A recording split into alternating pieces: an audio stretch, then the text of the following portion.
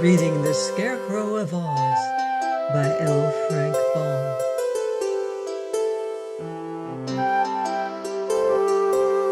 Chapter 5. The Little Old Man of the Island.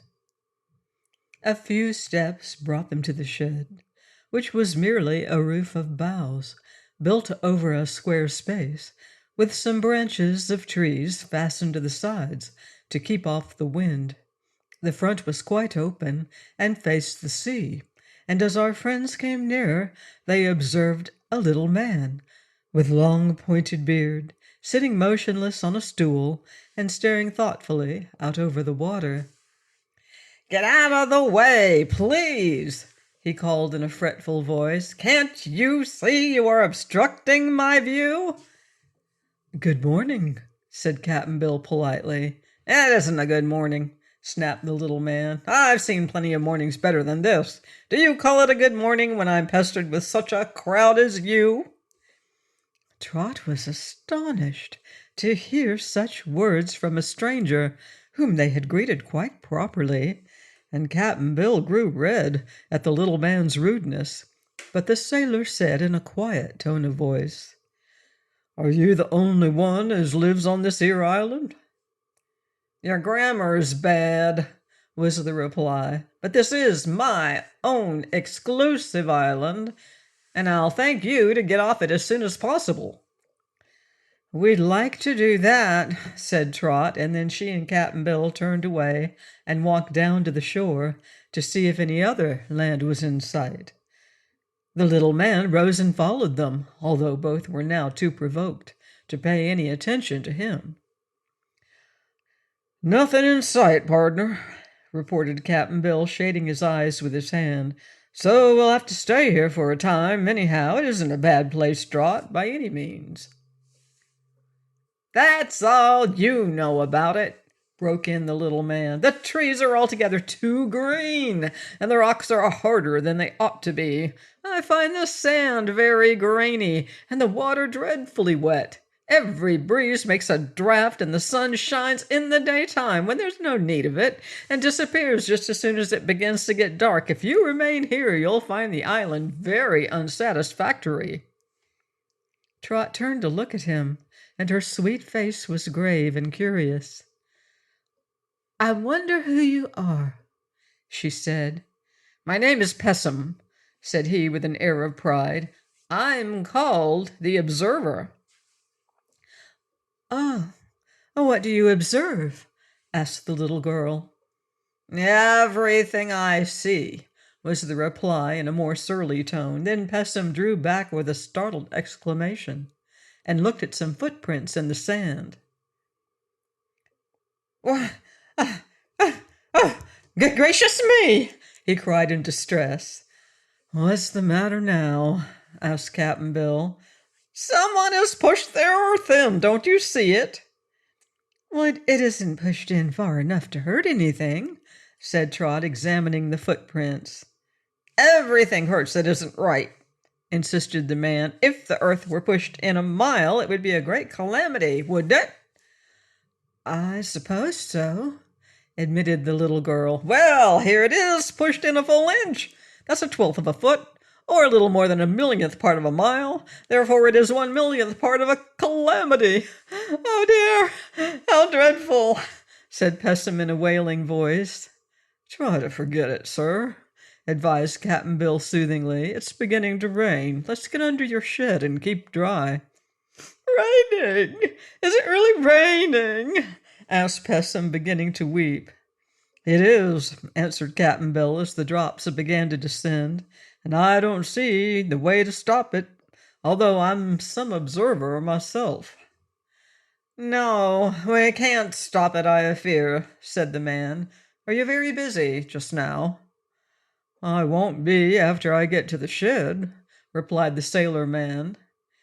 "Then do me a favor, please," begged Pessum, walking briskly along behind them, for they were hastening to the shed. "It depends on what it is," said Cap'n Bill. I wish you would take my umbrella down to the shore and hold it over the poor fishes till it stops raining. I'm afraid they'll get wet," said Pessum.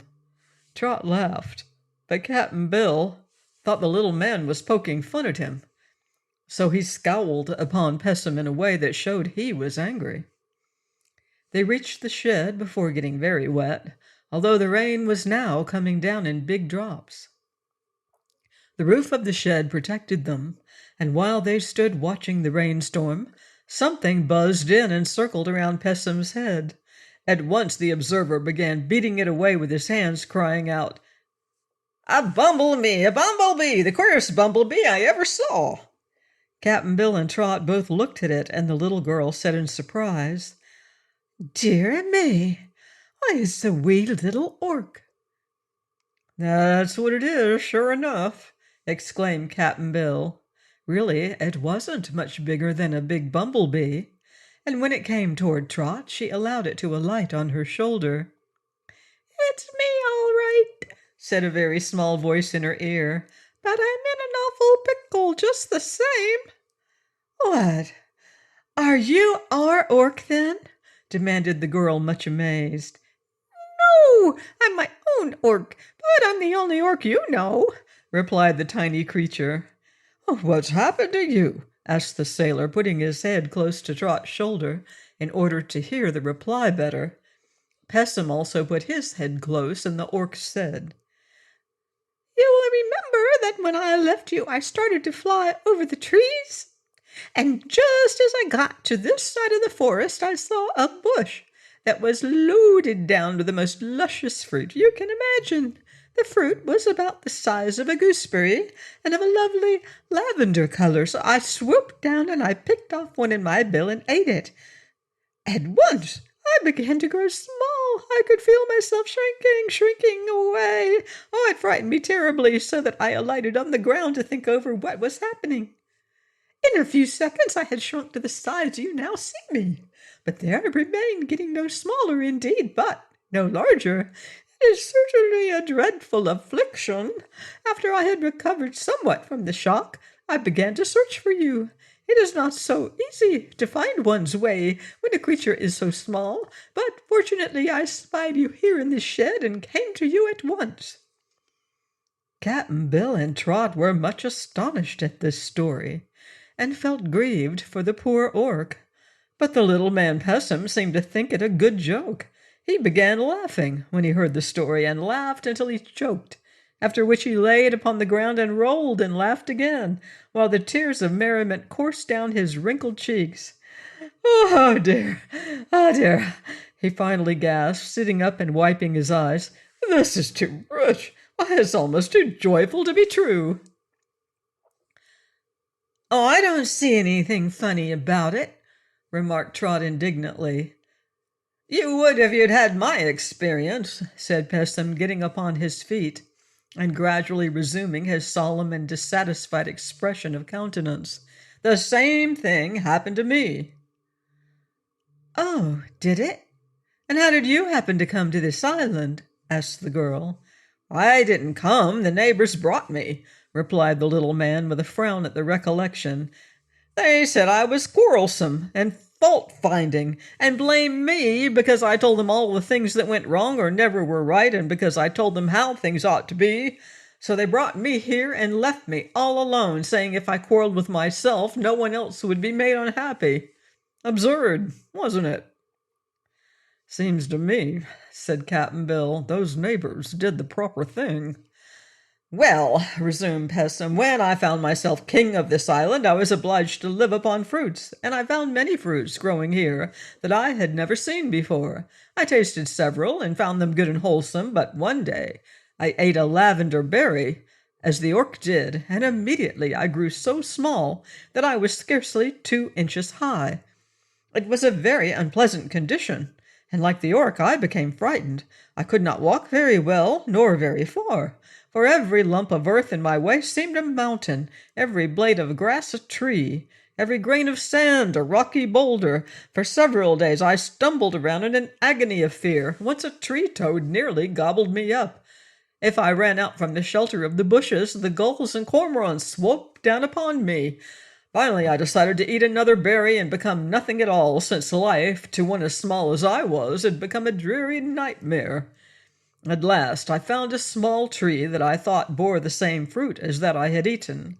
The berry was a dark purple instead of light lavender, but otherwise it was quite similar.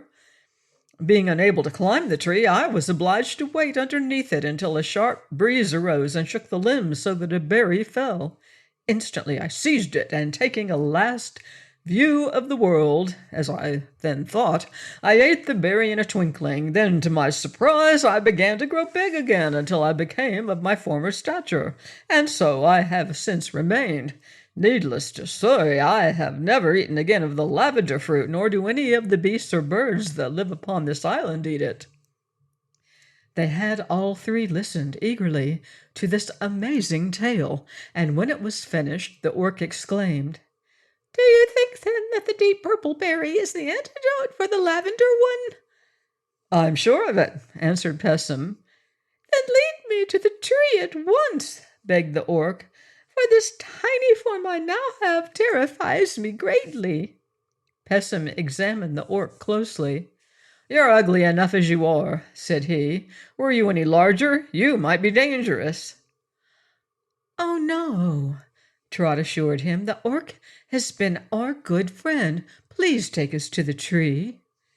Then Pessim consented, although rather reluctantly.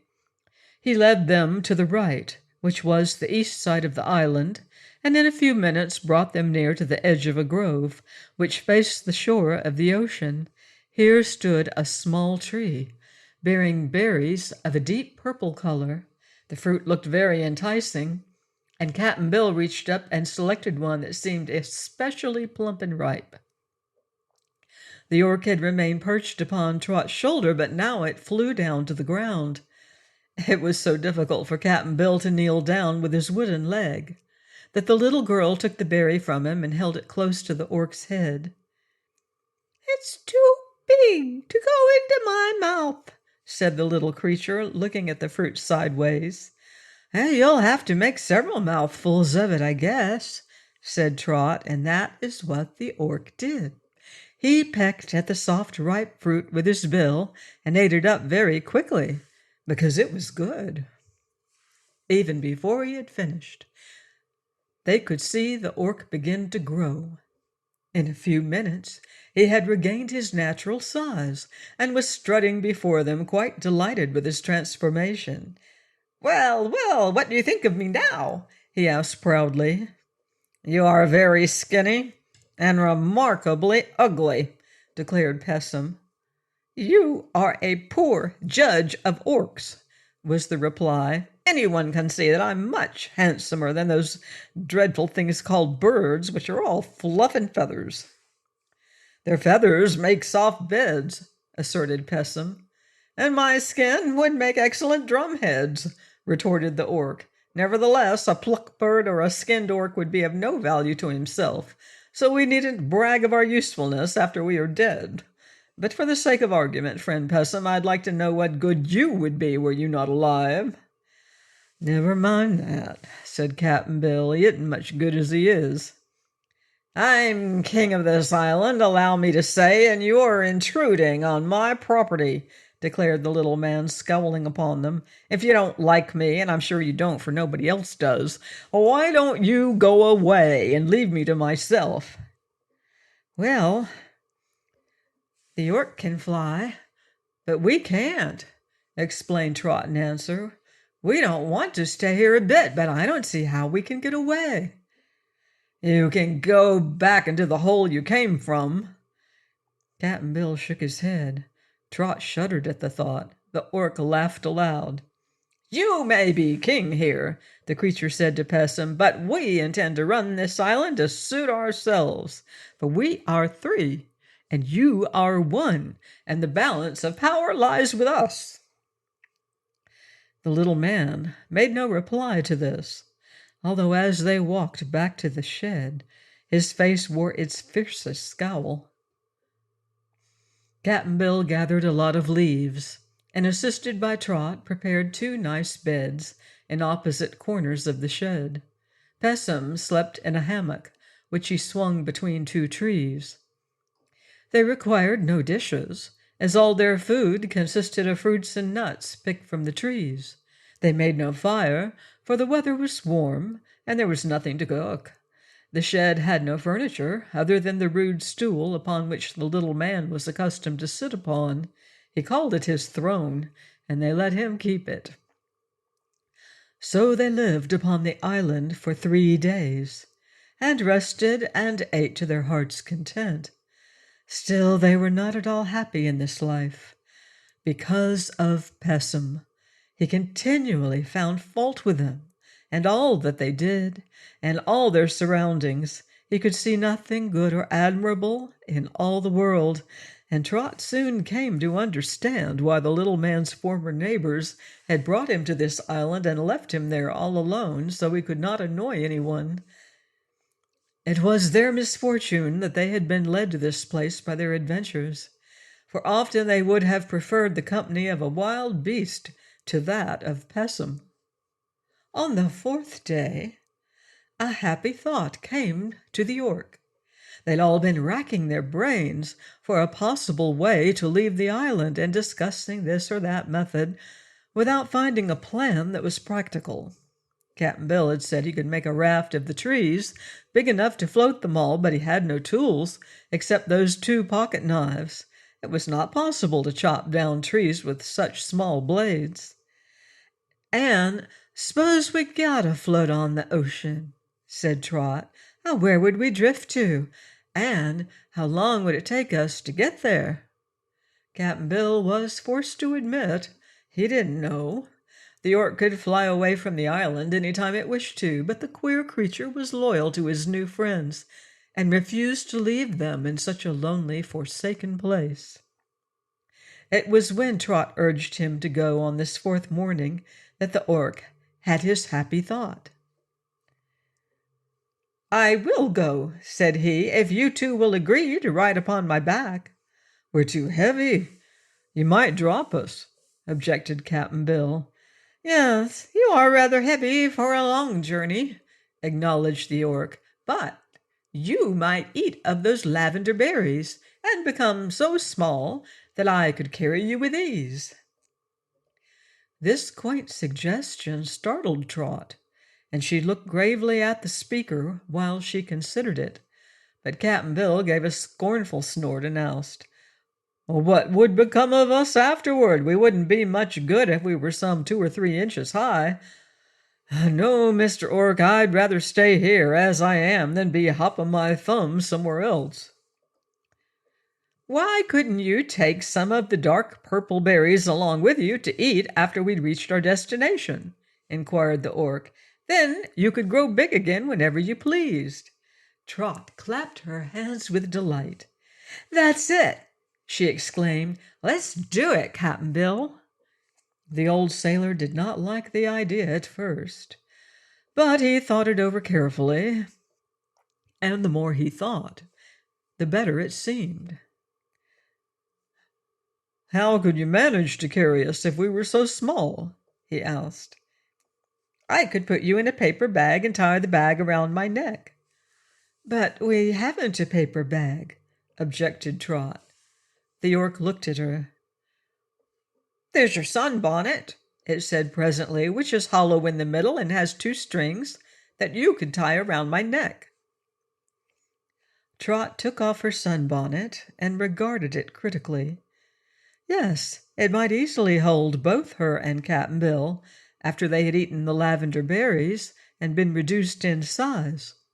She tied the strings around the Orc's neck, and the sunbonnet made a bag in which 2 tiny people might ride without danger of falling out. So she said, "I believe we'll do it that way, Cap'n." Cap'n Bill groaned, but could make no logical objection except that the plan seemed to him quite dangerous, and dangerous in more ways than one.